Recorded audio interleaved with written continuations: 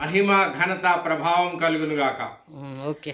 దేవుని యొక్క పరిశుద్ధ గ్రంథం సెలవిస్తుంది, ఆయన సత్యవంతమైన దేవుడు, ఆయన మాత్రమే దేవుడు, ప్రభు అయిన యేసుక్రీస్తు మాత్రమే దేవుడు, ఆయన మాత్రమే నీతి న్యాయములు జరిగించువాడు, అద్భుతమైన ఆశ్చర్య కార్యాలు చేయవాడని ఆయన స్పష్టంగా మాట్లాడుతున్నాడు. కీర్తన 89:14 నీతి న్యాయములు నా సింహాసనమునకు ఆధారములు, కృపాసత్యములు నా సన్నిధాన వర్తులు. దేవునికి స్తోత్రం. అంటే నీతి న్యాయములు ఆయన సింహాసనమునకు 4 కాళ్ళు ఉంటే, నీతి ఒక కాలు, న్యాయము ఒక కాలు, కృప ఒక కాలు, సత్యము ఒక కాలు, కృపా సత్యములు ఆయన సింహాసనమునకు ఆధారములు అని స్పష్టం చేస్తున్నాడు. కీర్తన 79:2 మేఘాంధకారములు ఆయన చుట్టూ నుండును, నీతి న్యాయములు ఆయన సింహాసనమునకు ఆధారములు.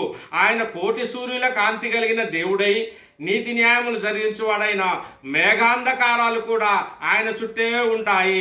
అందుకనే అపొస్తలుల కార్యాలు అంటాడు, ఆయన అందరికీ ప్రభువు. అందరికీ అంటే పాతాళంలో దయ్యాలకు, భూతాలకు, సమస్త సృష్టికి అందరికీ ప్రభువు, నమ్మిన వాళ్లకు నమ్మని వాళ్లకు ప్రభువు అని రాయబడి ఉన్నది. ఇర్మియా గ్రంథం 9:24 అతిశయించువాడు దేనిని బట్టి అతిశయింపవలెననగా, భూమి మీద కృపచూపుచు నీతి న్యాయములు జరిగించుచున్న యెహోవాను నేనే అని గ్రహించి నన్ను పరిశీలనగా తెలుసుకుంటున్న బట్టియే అతిశయింపవలను.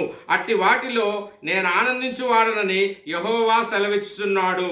అంటే నేనే అని గ్రహించి, నీతి న్యాయములు జరిగించుచున్న యెహోవాను నేనే అని గ్రహించి పరిశీలనగా తెలుసుకో. అంటే పరిశీలనగా ఇంకెందుకు తెలుసుకోవాలి? యెహోవా అని గ్రహించాం కదా, మరి పరిశీలనగా ఎందుకు తెలుసుకోవాలి అంటే, ఆయనే దేవుడు, ఆయనే క్రీస్తు యేసు ప్రభువు యెహోవాగా ప్రత్యక్షమై ఉన్నాడు.